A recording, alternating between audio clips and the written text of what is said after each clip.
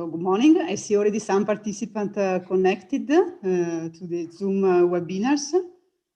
We should also be soon live in Twitter, LinkedIn, and YouTube. So we wait just really a few seconds more in order to give the other participants the opportunity to connect. In the meantime, I can present myself. So I'm Silvia Caneva. I'm the coordinator of the SocialRES project. I'm very, very happy to welcome you today to these webinars on energy democracy. It's the second webinars that we are organizing in SocialRES. We will keep on going until April 2022. I'm very happy to have with us the speakers, Eleanor Danley, that she will provide the presentation of today.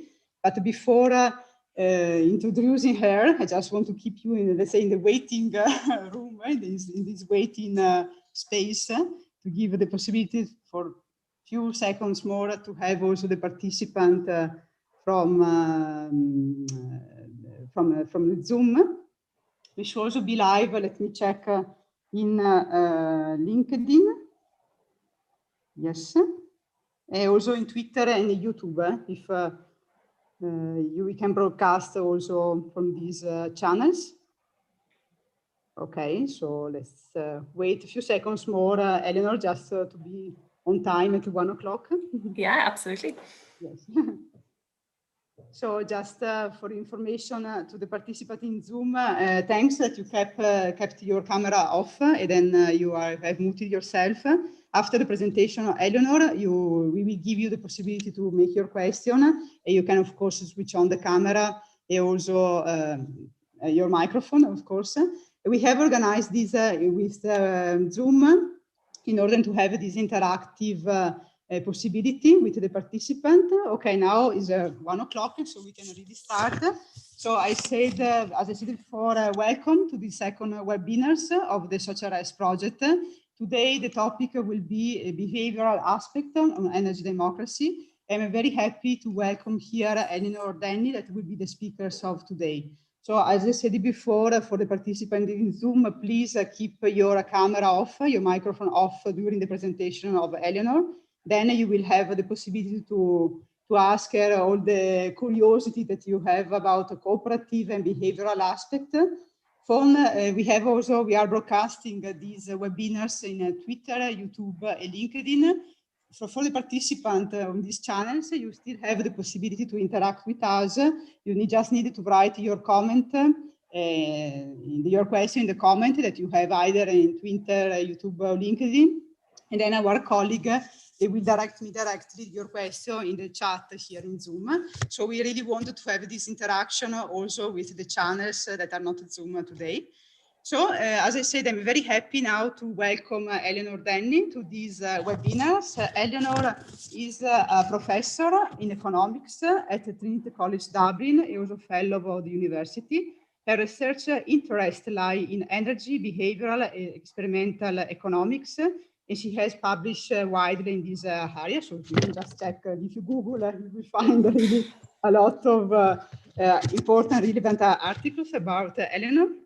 She's an independent expert of the National Economic and the Social Council and external advisory board member of the Irish Government Economic Evaluation Service and of the Behavioural Economics Unit at the Sustainable Energy Authority of Ireland. So, Eleanor, it's really a pleasure to be with you today. I give you now the floor for your presentation on behavioural aspects of energy democracy. Thanks a lot, Eleanor. The floor is yours. Thank you very much, Sylvia. It's a pleasure to be here. So just before I start, I just say I'm going to present some of the results of the Trinity team, and it's obviously not just myself.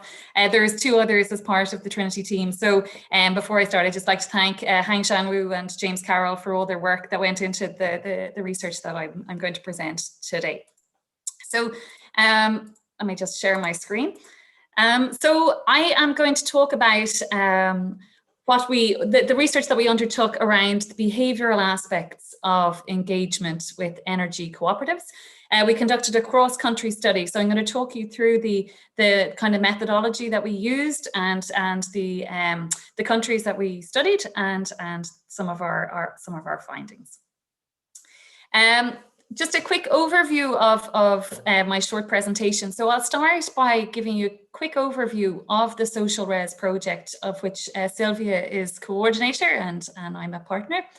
The focus of today's presentation is on energy cooperatives. So I'll give you a brief insight into those energy cooperatives.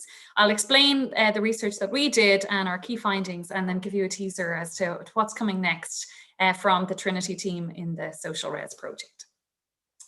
So I guess starting out, what is the SocialRES project? What are we trying to achieve in this project? So the key thing here is that we're looking at what is impeding the widespread uptake of social innovation business and service models in the energy sector. So we're looking at non-technical barriers. So kind of what are the social, the economic, the cultural, the political barriers that are kind of hindering greater uptake of socially innovative business models.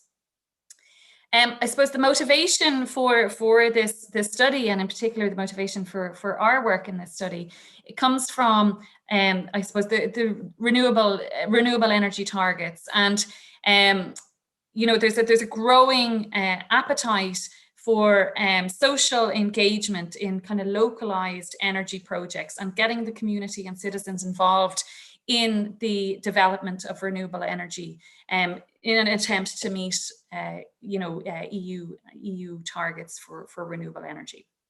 I suppose this graphic, I've circled two countries here in particular, France and Poland, and the reason I've circled those is they were a particular focus of our study. I suppose across the work package in which I'm involved, we're actually looking at 14 different countries, but for cooperatives, these two are particularly interesting, and you can see the wide gap there between existing renewable energy and the 2020 target. In terms of the SocialRES project itself, we have a number of case study providers across different socially innovative business models. So we have partners who are involved in cooperatives, in peer-to-peer platforms, and in crowdfunding platforms. So the focus of my presentation today is going to be on the cooperatives, but just to be aware that there are other business models within the project. And you can see the geographical dispersion there of the partners within SocialRES. So what do I mean when I'm talking about an energy cooperative? So we're talking about a collective of citizens who come together to invest in a renewable energy project, and that those collection of citizens collectively own the organization, and they can participate in the decision making of that organization. Their participation is voluntary. And it tends to be local investors, so they're investing in local renewable energy projects. And for their investment, they would receive an investment return. And in fact, the vast majority of energy cooperative members, for them, it's a financial investment. They don't actually necessarily receive the energy that is produced by these projects.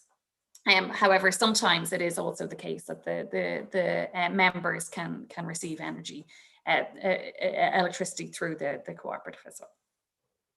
And just as an aside, the other business models that we look at in SocialRES, the first is peer-to-peer platforms, whereby individuals can benefit by purchasing electricity from installations in their community. So they can purchase electricity generated by a local wind farm or solar panels through a peer-to-peer platform.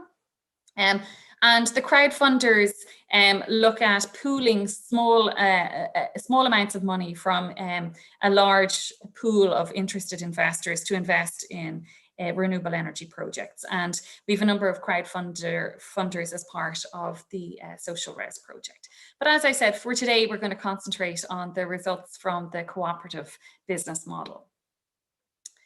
So the key research questions that I'm going to focus on today are: what aspects of energy cooperatives are important to attract investors? So we're going to look at members of existing cooperatives, so what was important to them when they decided to invest, but also people who haven't invested in energy cooperatives, so the general public, so potential future investors. What would be important to them to attract their investment in an energy cooperative?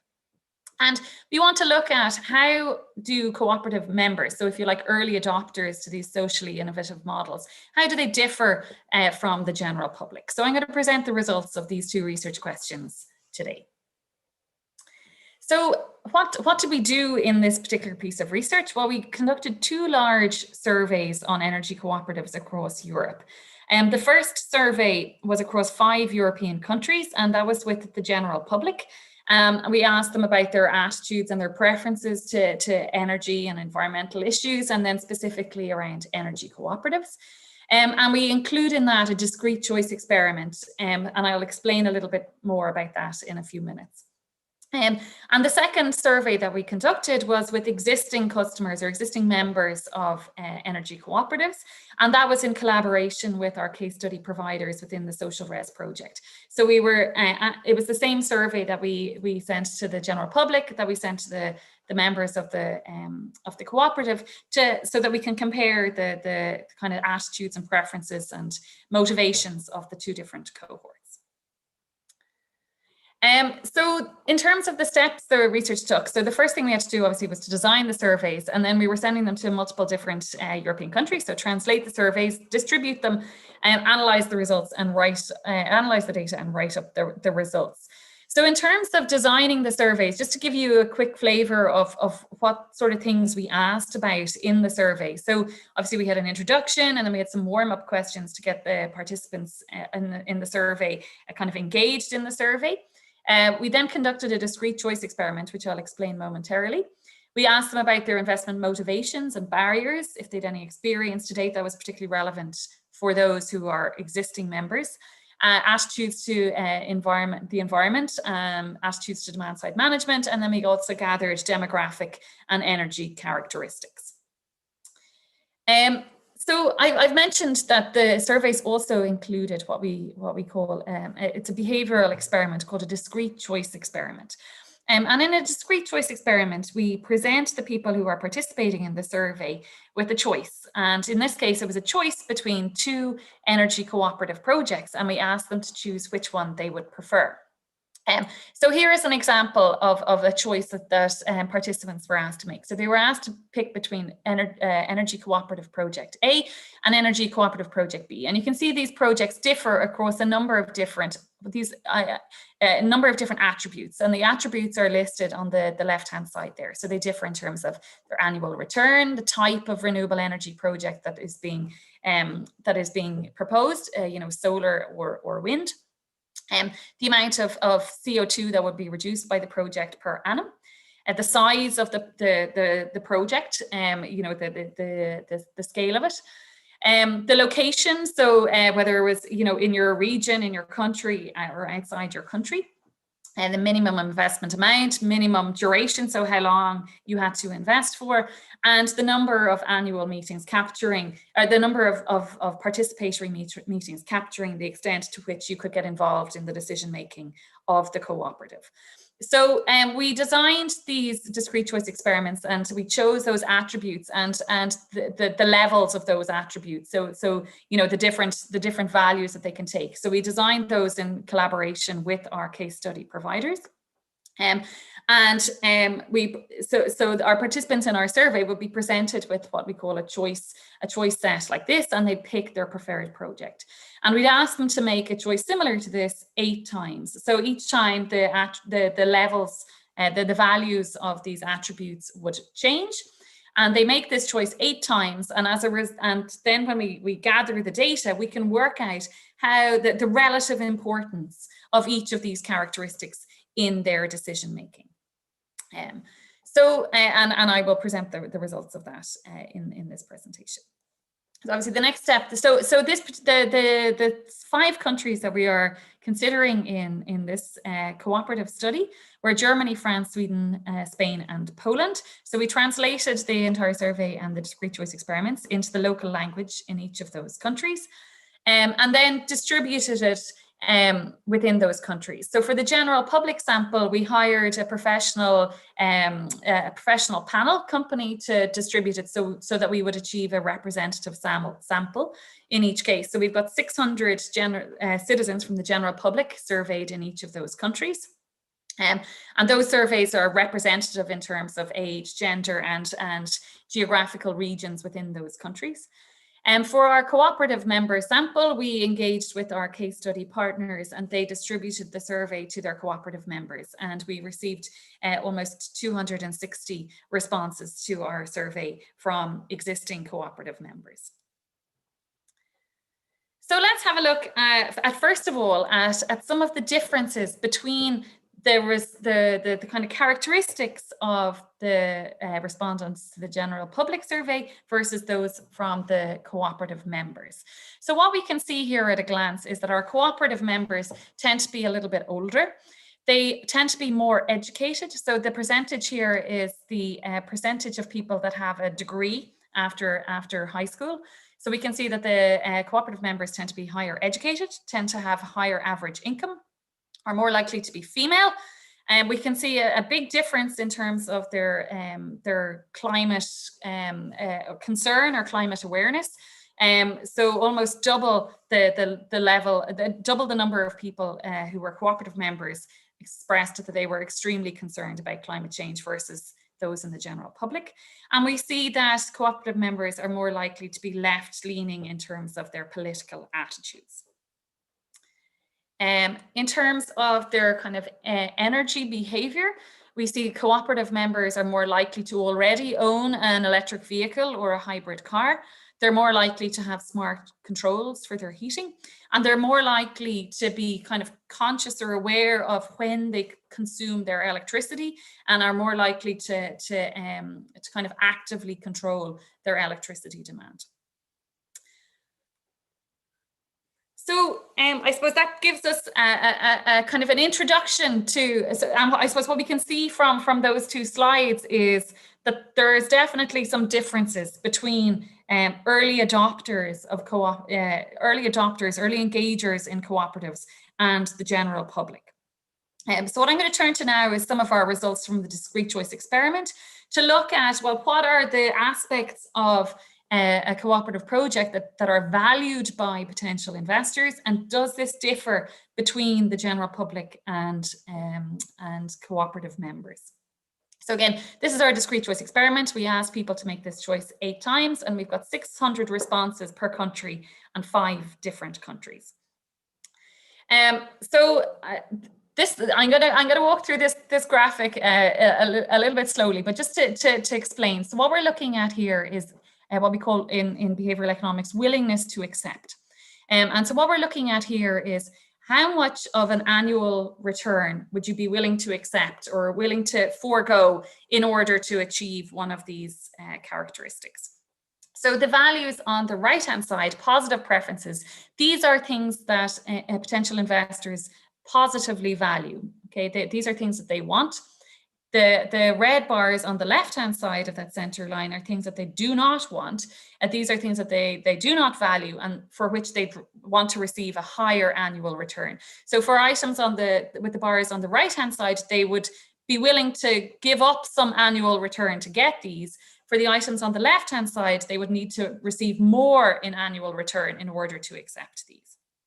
So let's walk through the kind of the key results here. So what we find from our discrete choice experiments is that, and I should say these are the results from the general public, that the general public prefers solar projects to wind energy projects.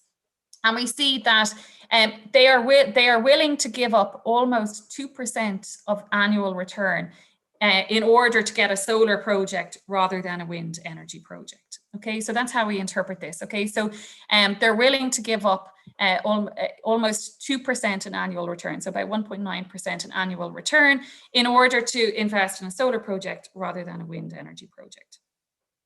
We can see that they value carbon reductions, and the more carbon that's reduced, the better. Okay, so the general public are willing to give up almost 3% in annual return in exchange for 12,000 tons of CO2 reduction per annum. That's a very big project, but we can see that they have a general preference for a greater CO2 reduction, and they're willing to trade off annual return in exchange for greater CO2 reduction. Then when we look at things that they definitely don't like, okay, they don't like investing in cooperative projects where the renewable energy project would be outside of their country, okay? And we can see that they have a strong disutility, if you like, for investing in projects outside of their own region or country. And we can see that in order to invest in a project outside their country, they would need in excess of 2% extra in annual return per year to encourage them to invest outside of their country. They also do not like minimum investment amounts. Okay, so we see in cooperatives sometimes that, you know, in order to participate, in order to be a member, there would be a minimum investment amount, sometimes of 500, 1,000 euros. So the general public dislike these minimum investment amounts and would demand greater annual return in exchange for having to I suppose, to put up with a minimum investment amount. Likewise, they dislike long minimum durations. So sometimes cooperative members, if you join, you have to stay for a set period of time, and there's a strong disutility for longer term, minimum duration. So we can see here that in order to accept a 5-year minimum duration of a cooperative investment, investors would require approximately an extra 1.25% in annual return. And finally, we see that the last attribute here is participation. And the reason we included this attribute was we wanted to see, do people value more the ability to participate more in kind of meetings of the cooperative. So we looked at no meetings versus quarterly meetings versus annual meetings. And we don't find any effects for participation, in a sense that the general public don't seem to care about the level of annual meetings. And the reason I say that, if you see these bars here, these are the 95% confidence intervals. And if they cross the zero line here in the middle, it means it's not statistically significant. So although you see a blue bar here indicating a positive preference, it's not statistically significant. So we don't find that the general public particularly value participation in these cooperative projects. So we can then compare these kind of valuations and these of these attributes from, this is the general public, we can compare that to what we found for the actual cooperative members. So again, this is quite a busy chart, but it's essentially replicating what we saw in the previous graph, but including the information from the existing members. So in yellow is the existing members, and there's two key differences here that I wanted to point out in terms of the valuation of these attributes. The first being that while the general public did not like investing in projects outside of their country, this was really strongly, existing cooperative members were really strongly against this. So while the general public would require, an extra 2.5% per annum to encourage their investment outside of their country, existing members would require, over 5.5% extra in annual return to encourage them to invest outside their own country. The other key one that I want to draw your attention to in this graph is that while we found that the general public didn't have much interest in participation in, it wasn't an attribute that was particularly valued by them, the number of participatory meetings. What we find is that for our cooperative members, that they do value the meetings, the participatory meetings, presumably because they have had the opportunity to engage with them. They've been attending, and they see the value of these, and their contribution has, they have kind of experience of that. Another quick result that I wanted to show you. So I guess the graphs that I've shown there in the previous slides had pooled all of the countries that we looked at together. But I just wanted to give you a kind of a snapshot to show that there is some inter-country differences. So what this graphic shows is how it ranks from most important to least important, the different attributes of an energy cooperative project. And we see in most cases, okay, so France, Sweden, Spain, and Poland, the most important attribute, and that's the attribute with the biggest bar, is CO2 emissions. Okay, so cooperative investors in these countries, the thing that they value the most is, the general public, the thing they value the most about energy cooperatives is the potential CO2 emissions. However, we see in the German case, the attribute that's most valued there is annual return. So and CO2 emissions come in as the third most important attribute. And we see in almost all cases, minimum investment amount is very important. The lower the minimum investment amount, the better. Okay, people do not like to be restricted to investing higher amounts of money in order to participate. So just in summary, in terms of the key findings that we found, so what aspects of energy cooperatives are important to investors? Well, what we find is they're motivated by both financial returns, but also environmental concerns. There is a disutility, or they dislike rigid investment requirements. So things like the minimum amount of investment or a minimum duration of investment. Those are things that are likely to put people off investing in an energy cooperative. We find for the general public that they're not particularly motivated by the participatory meetings element of energy cooperatives. But we do find that when we look at existing members, then that they once they become a member, that they do value that. And how do cooperative members differ from the general public? Well, as we saw, they differed across a number of socio-demographic characteristics. They were older, higher income, higher education, more left-leaning, and a much stronger environmental concern. There was also differences in energy behaviors. We saw that they're much more likely to own an electric vehicle, much more likely to have smart controls in their house.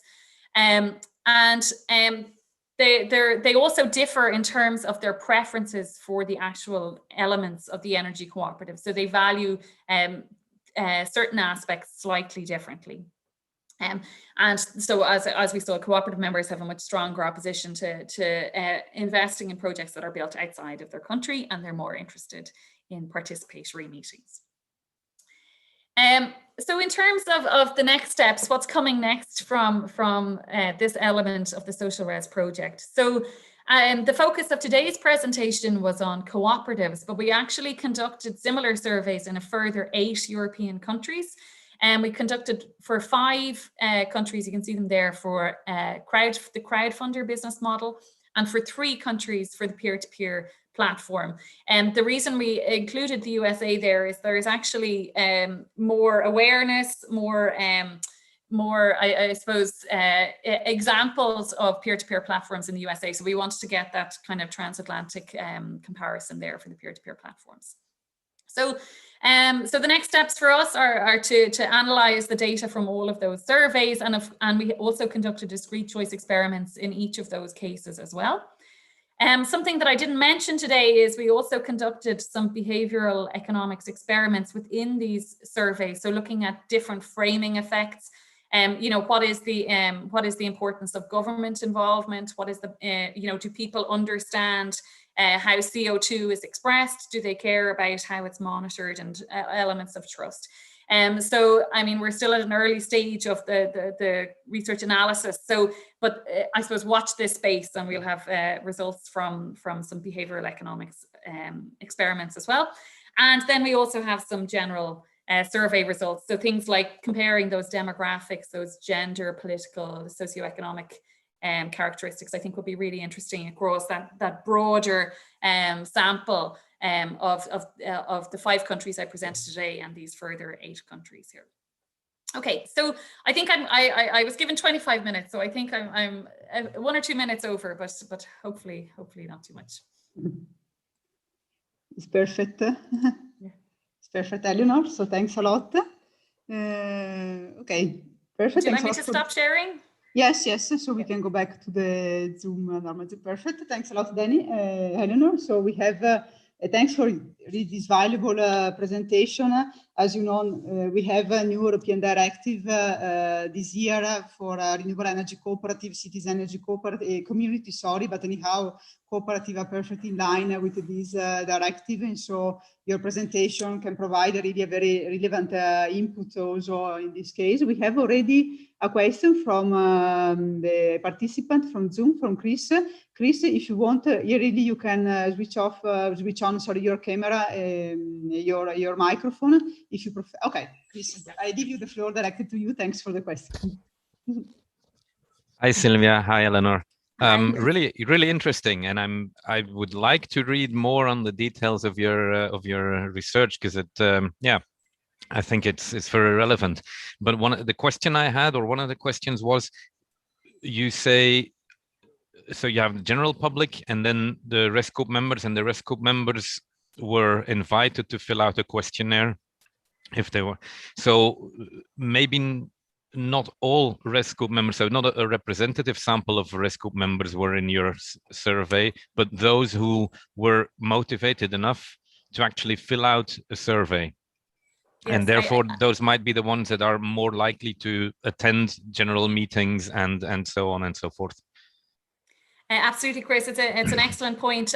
So we got a response rate of about 15 to 20% from our RESCO members, but as you say, we can't tell if it's representative of that sample. So that's for sure a limitation of this. But I think yeah, no, you're absolutely right, and I think that's something that we should note in the findings. And one other thing, I only got a brief glance at it, but it looked like a proportion of people who had an electric vehicle or a hybrid vehicle was very high. I think in the general public 43% or something like that, and in the RES Coop member 70%. That's well, I mean, I would expect that in Norway, but or perhaps in Sweden. I'm not sure. The Netherlands, but definitely not in Spain. Yeah, which is where I'm calling from. So. Yeah, so it was electric or hybrid. So it could be like a petrol hybrid, not necessarily a plug-in hybrid. Yeah, so I think in that sense, it was more to get a sense of if people were moving towards more sustainable transport. Yeah. Okay, thank you. If I wanted to get more information, I can reach you via the email that you provided there, right? Absolutely, and maybe delighted to provide you with more information. Okay, thank you. Thank you, Chris. Thanks a lot, Chris. So for the other participant, please feel free, as Chris has done, just to either write your question in the chat or switch on. You can switch on your camera and interact with Eleanor. I don't see any other question for the moment. So yes, Holger. Holger, if you want, you can also switch on the camera, or otherwise I can read. Okay. So, okay. Because I didn't want to ask. Please, you can. You can hear me, I guess. Yes, very well. Yes. Okay. I was quite late. I have a question. Well, the question that I wrote down there. The role of the clean energy package, because we all know that the directives, especially the ones with communities inside, that is the renewable directive and the internal market directive, they have communities inside, and we know that the transposition or implementation of the directives into national law has not, well, one deadline is middle of June this year, and one was last year, at the end of the year. But for example, my country, Germany, is late, quite late with these things. Is there any link between your topic and the implementation of these directives? Have you thought of this? Because I think, because they're quite new concepts as communities, the different kinds of communities, and they don't really fit in the German energy law system, and probably they will hide it somewhere, so it might not be a big boost. Other countries are doing it very transparent and prominent somewhere, and that might boost a little bit, especially with regard to communities, cooperatives, or whatever. Yeah. Ever thought of this idea, whether that, and any example of a country that has already done all that, and where you can see that this will definitely be a push? So what I would say is that we have considered it, but we haven't actually analysed the data for that bit yet. And I'll give you the two ways that we have considered it. So first, for our crowdfunder model, we looked at a situation whereby, let's say, a local council or a local town was part investing in the project and was part promoting it, to see if that would influence, attitudes towards if people would be more inclined to participate if there was this kind of state involvement within it. And the second part is we looked at, in our behavioural experiments, framing that sort of element of government cooperation within a cooperative. So if the government was a partner in a cooperative business model, how that might influence the evaluation of those different attributes and people's willingness to participate. So I think that, coming back to your question on how this might link with the clean energy package and the implementation of that package, what we wanted to get a sense of was, would greater engagement by, by government and by local government in these sort of socially innovative business models, would that help stimulate, engagement and activity in these? Okay. But unfortunately, I don't have the results for you yet. Yeah, no, it will be very interesting to, if not maybe it can pursue an EU project or whatever, some lawyers looking at the regulatory framework in the member states and see how they did it. In Germany, it will be a very poor solution. It will be hidden somewhere, and it's always very interesting how they really transpose and implement the directives, and because you can see whether they are really in favor of it or whether they have to do it and they will only jump as high as they have to, and all this. This would be very interesting, maybe not in a different context probably, but it's actually on that specific point, in the kind of the survey, we asked about the importance of things like the legal framework, and we got people were really extremely concerned about, there needed to be a strong and trustworthy legal framework and around these projects in order to encourage investment. And apologies, I didn't have that in the presentation today, but my email address is there, so I'd be happy to send you on the delivery around that as well if you'd like. Yeah. Yes, thanks, Olga. Just for information, Olga, the 10th of June, we have the third webinars of SocialRES on energy democracy is about the policy framework. So I think there we are going to address also this kind of question related to legislation, directive and so on. So I invite you really to register already to the webinar on the 10th of June. There we will have Adelphi, that is the policy expert of SocialRES. They have already written a white paper that on policy recommendation for aggregator, crowdfunder, and cooperative. You find this white paper on the SocialRES website. You can already have a look before the 10th of June, and then you will have the authors of the white paper in the webinars. So I recommend you to attend it, but then of course Eleanor is also okay. Perfect. So our colleague are writing the chat. When is it? Yeah, perfect. Good. Any other question from the participant in Zoom? Let's see if in the chat. Let's see. Yes, Justina. Justina, again, if you prefer. Yes, she said, I would also be very much interested in data about the involvement of the public sector. I will definitely contact you, Eleanor, via email. Justina, please, the floor is yours if you want to add anything to your comment in the chat. Feel free. Yeah, thank you very much for your presentation. I'm very glad that Poland is included in your research because I'm from Poland, and yeah, I just wanted to add and elaborate that I'm currently in the process of consulting a huge process of planned coal phase out in one of the Polish cities in Silesia. So I suppose the local authorities there would be very much interested in the behavioral effects of their involvement or not in many processes, including maybe those energy cooperatives. So yeah, I'm I would be very, very grateful if I could stay in touch with you for those new data. So thank you Absolutely. very much. And I suppose today I presented the results of all the countries pooled together, but in the deliverable that we'll be preparing, we will have a breakdown for each country. So you'll be able to read specifically about the Polish case there as well. So absolutely stay in touch, Justina, that would be great. Great stuff. Thank you. Thank you.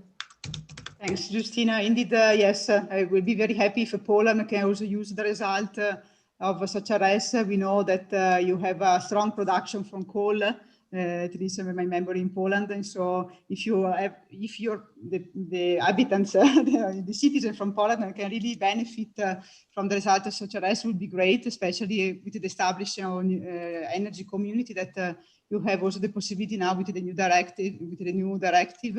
So thanks, Justina, to taking part to these webinars and to disseminate in your country the result of the project, because as you know, European projects are for all the European member states.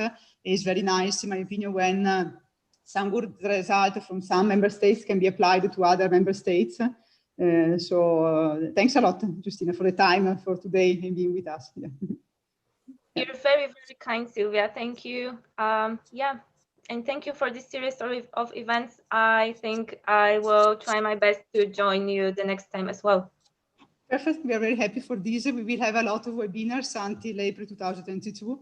And with this webinar, our aim is to create a kind of consciousness, I would say, about energy democracy in order to provide the research result for SocialRES to as many citizens as possible to implement what we have seen in SocialRES, because SocialRES, as you see, is a project for citizens, because we are addressing cooperative crowdfunding aggregator, and we have identified 3D business model in order to cover all the needs, let's say, of the citizens.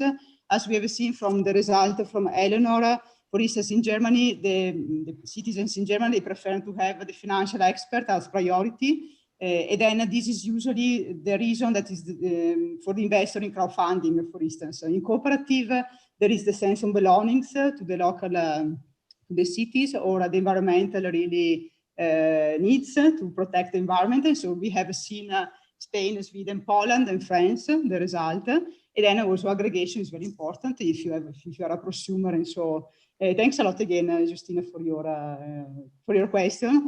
Let's hope to see you next time. I will leave my email address in the chat. So if anyone's interested in our case study in the city of Rybnik in Silesia, Poland, I can send a brochure in English. Thank you. Ah, yes, please leave it in the chat.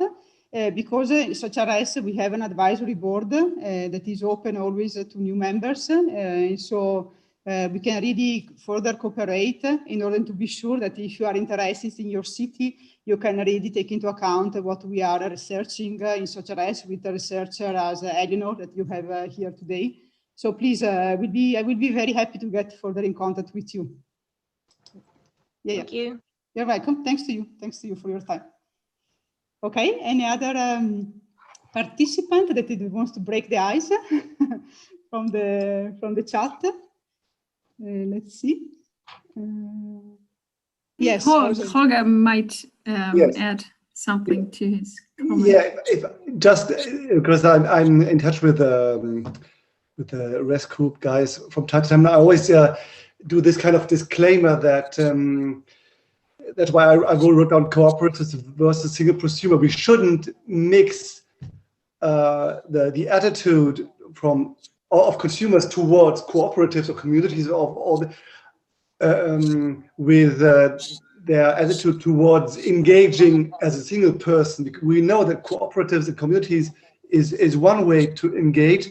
It is not, well, I'm not an expert, but it's not so easy. It is what we see in Germany, of course, that as a single person, you invest in all kind of prosumer hardware, and you can be part of a community, but without being part of the community. If you join a virtual power plant with your battery storage or with your EV or whatever, or heat pump, you only have a relation with a VPP operator or with the utility or whatever. So it is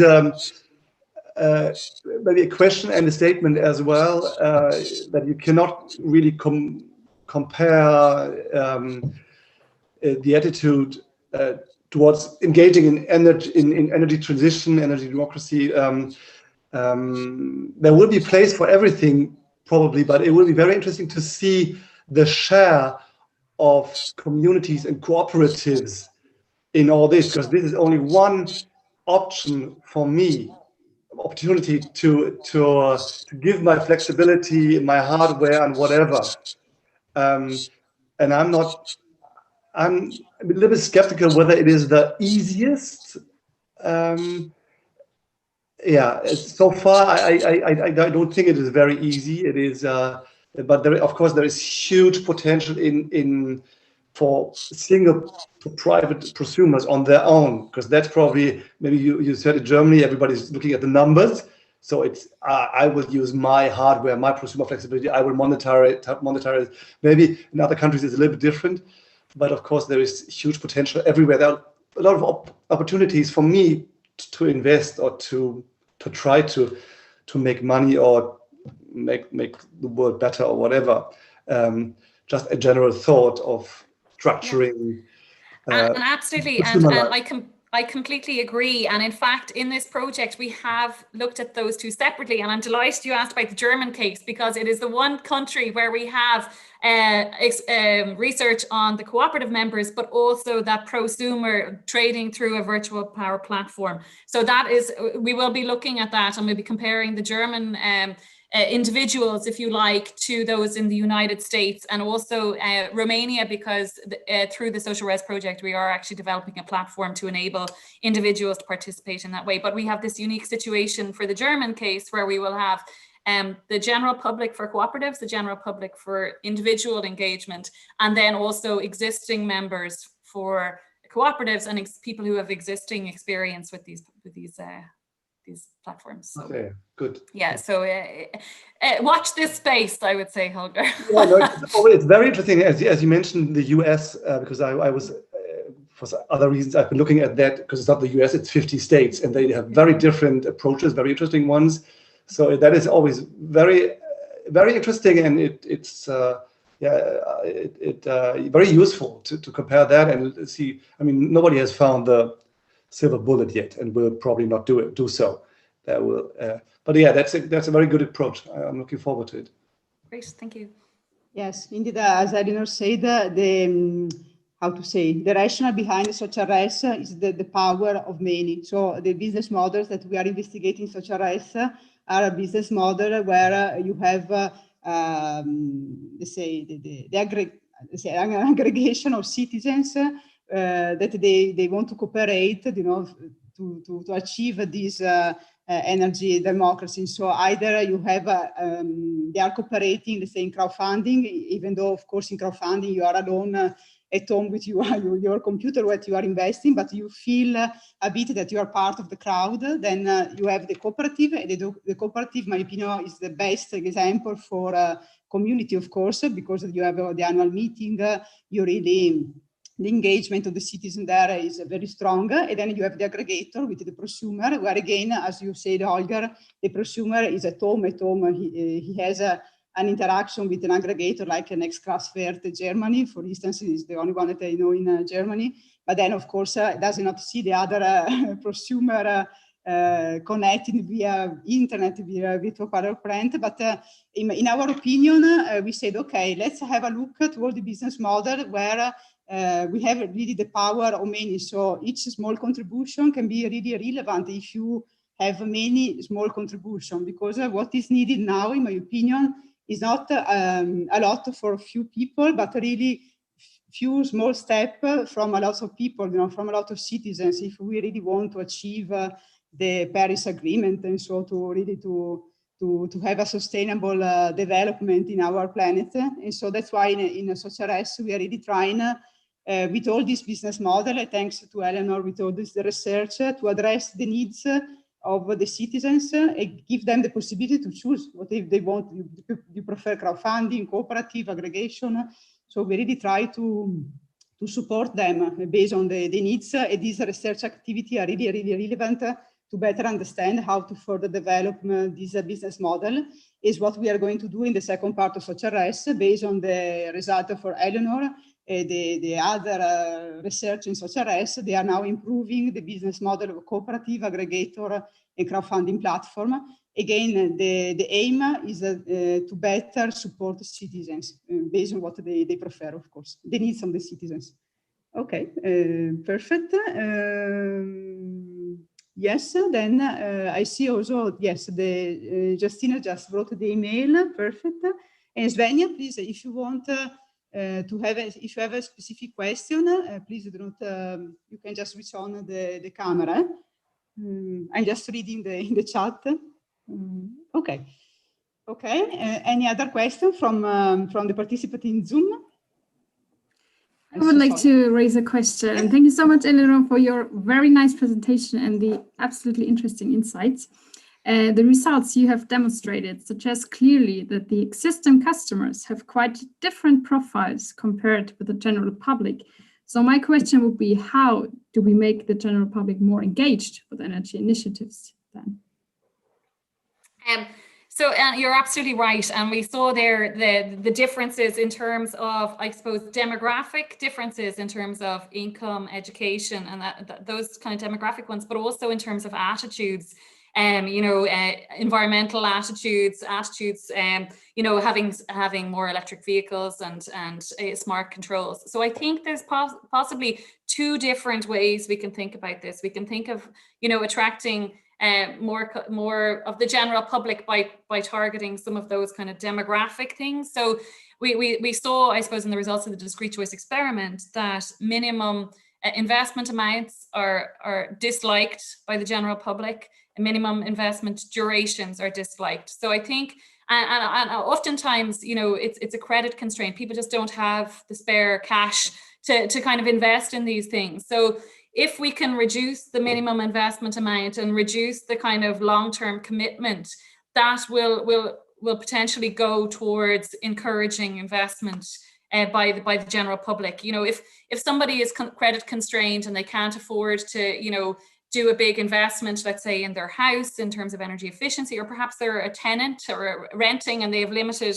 control over what they can do in their own home, they may have relatively lower income, but if they were able to participate in a cooperative by just investing a small amount of money, they might be more inclined to do that because they feel like they're making that small contribution.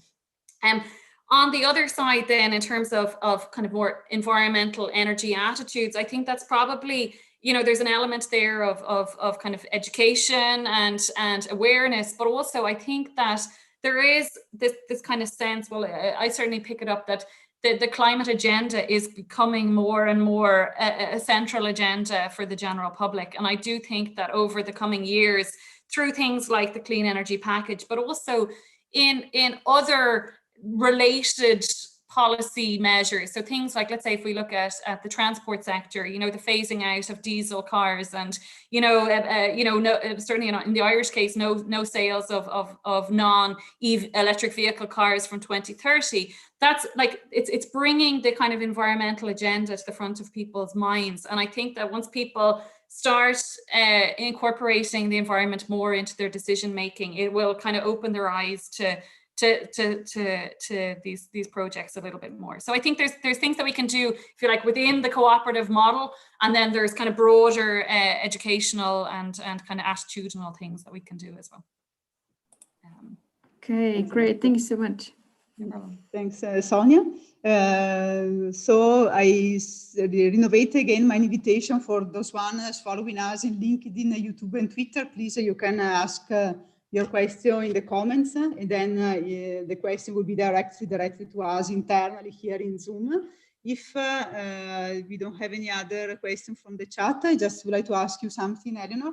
Have you seen, I don't know if you have investigated also the COVID pandemic, the impact of the COVID pandemic in your research activity, and how you have already answered how you see the future, how you see in the upcoming 5-10 years what will be the contribution of a cooperative and energy community for the energy democracy. So in fact, we distributed the surveys during the COVID pandemic. So they were distributed in July, August, September 2020. So we included some questions about how the COVID pandemic has impacted on people. So let me just, I am just pulling up some results here. So we asked about how the COVID pandemic affected concern for climate change.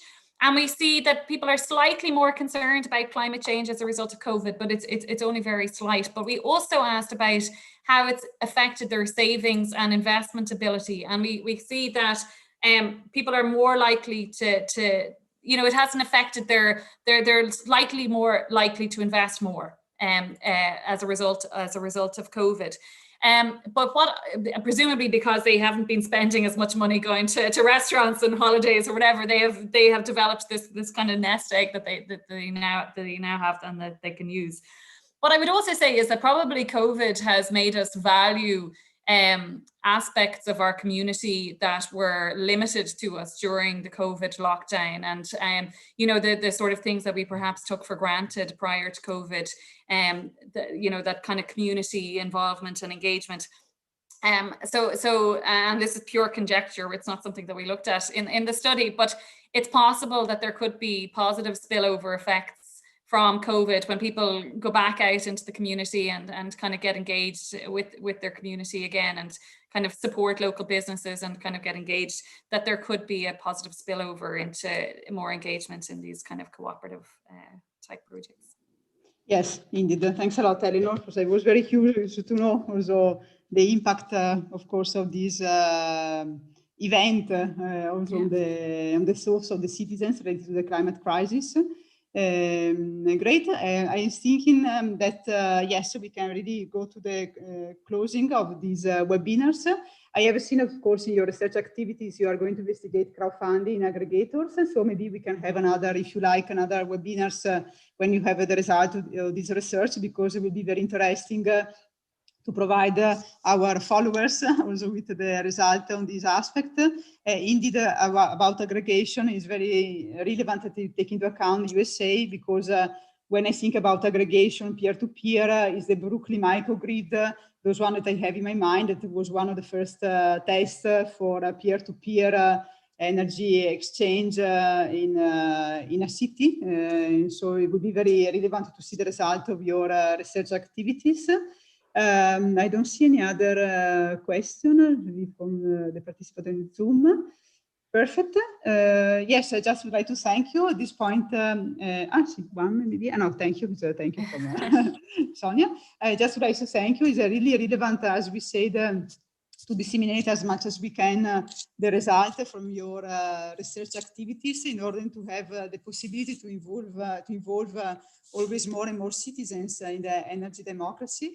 Is what we are doing in SocialRES, and I hope that for the followers that are connected in Twitter, YouTube, LinkedIn, Zoom, they have really enjoyed, let's say, the discussion.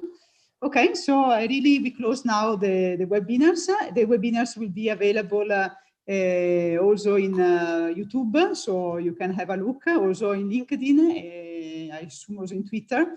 Please remember the 10th of June, we have the same webinar today. We are discussing about the policy framework of energy democracy. So another relevant topic, of course, to ensure the support of the citizens in this sector. Thanks again, Eleanor. I wish a nice day. Pleasure. Thank you very much. See you soon in SocialRES. Great. Thank you very much. Thank you. Thanks a lot for your time. Thanks a lot to all the participants. Bye-bye. We can close the